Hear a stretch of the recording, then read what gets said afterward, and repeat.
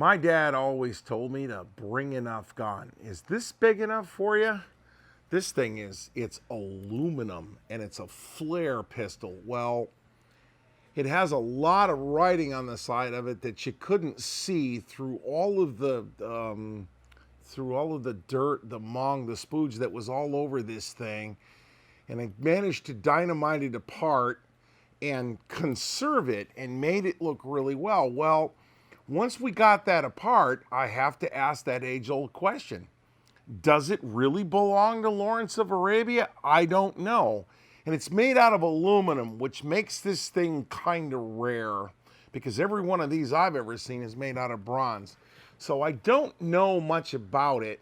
So there's a little bit of history I wanted to do. So in order to find out, I contacted one of my friends, Henri here, who happens to be a university professor in World War I history who might know something about this thing. Henri, have at. Let's talk about this thing. Why, thank you, Mark. Yes. So this is very interesting. This is actually a very or signal corps pistol for flares. You know, how you signal. Now, interestingly enough, the owner of this particular weapon received it thinking that it was an infantry weapon. A 25 millimeter infantry weapon. There was actually two different kinds of flare pistols that were used by the American Expeditionary Forces in World War I. 25 millimeter for infantry and 35 millimeter for aircraft usage because they thought the larger flares were great. Now, we didn't have 25 or 35 millimeter pistols when we entered into service, but we adopted the French system because, let's be honest, the American Expeditionary Forces were unprepared. And because they were unprepared, we just adopted the French system outright. So we actually, most of the pistols that we used for flare guns at that point were French manufactured, of which this is. So that isn't really outstanding about it. This is a model 1917.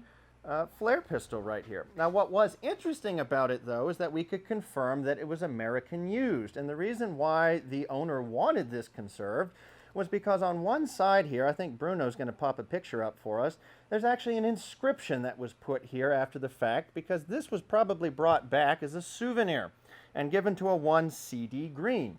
Now, we have no idea who Mr. Green is still. That's not what's interesting about it. What is interesting is that who it's from, which is just simply CSM.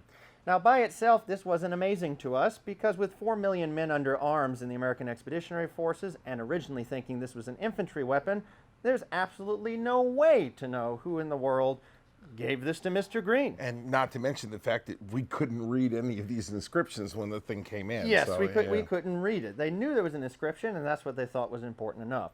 Now, what is interesting is once we got all of the muck off of it, we looked on the side here, and the 25 that was written on this side over here that they thought meant it was a 25 millimeter gun actually has nothing to do with its caliber. It actually is a street address for the manufacturer. 25 Rue de la Republic. Okay, so 25 Republic Street. The Bugatti guy next door walked there and went, there is no planet on which that's only 25 millimeters. So that took us off on a voyage of discovery. It did. After we put a set of calipers on it and realized, oh my goodness, it's really 35 millimeter, that explained a few things that got us down the rabbit hole. The first thing is, well, if it's 35 millimeter, that's aircraft usage. That's the only thing the French or the Americans use 35 millimeter guns for. It also probably explains why they made it out of unobtainium aluminum at the time. Aluminum. That's a high dollar piece of kit back in 1917, 1918. Okay. Yes, because weight is an issue in an aircraft that is made back then with wood and a whole bunch of canvas wrapped around the thing. Basically, it's a kite with an engine in it. Okay. Exactly. And so you want weight is an issue. Whereas most of the infantry models are made out of brass, right? So this was also very interesting to us, as was the wonderful piece on the bottom here, because most of the infantry models had a lever that you would depress on the side because they expected you to really do it two-handed. Right. With a lot of dexterity. Well, in aircraft, you've got gloves because you're not in a sealed cabin. Right. And you're up there where it's really cold. So most of the time, they had to design it in a way that a guy with a glove could one-hand this thing. Nice. Pretty easy. Right? So when we realized, okay, this was probably Air Corps used, well, that narrows it down, doesn't it? Because you go from 4 million men to about 1,000. At which point, went to a fellow researcher and I said, hey, could you run a list of American aviators and just happen to see if anybody would match the initials CSM? Now, a note for any at-home Google researchers here. There is a problem, normally, with just running an acronym and taking a guess. Because usually when you do something like that, you find 7 or 8 names that could possibly fit that acronym, and Wait. you're just really guessing. And most of the time, we just choose whoever's the most famous of the names that So we find. CSM stands for Billy Mitchell. Yeah. Yeah, okay, great. Yeah, Keep moving, exactly. keep moving, yeah. Right, so it was a shot in the dark. This is not necessarily a guaranteed researcher way of figuring out who used this. However, our luck was, once we realized that was an aviation piece, there was only one American aviator that had a name that lined up with that initials on the American rosters. And his name was actually Carl S. Milroy. Huh. And what's interesting is when you have only one name that fits, that really makes your job a whole lot easier.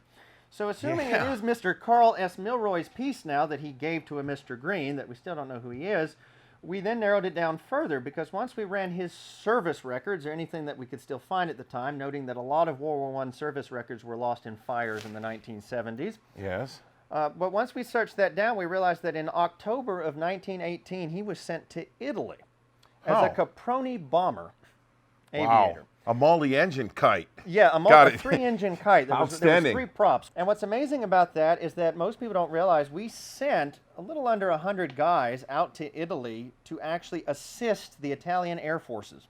Really? Because they were under strength, and we also wanted our guys to get experience with bombers, right? Okay. Which they didn't use a lot on the Western Front. And we actually sent several hundred more to train in Italy because we needed school capacity.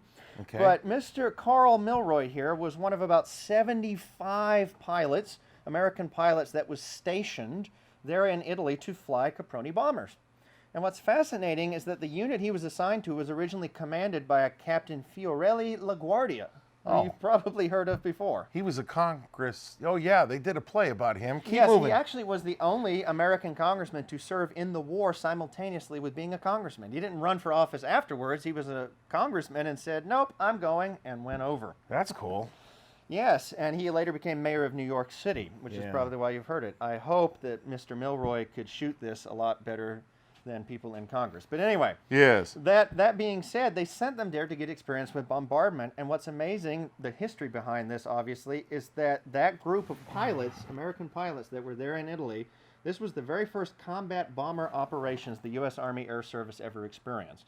So Mr. Milroy here, who brought this back, would have been one of the very first U.S. combat bomber pilots.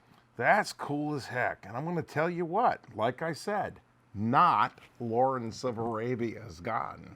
Anything else, brother? No, I just think this proves why we should do the maintenance. Yeah, you got to do the maintenance. Do the maintenance and bring enough gone. Thank you very much. It's been a pleasure. Glad to have you on board, man. It's awesome. All right.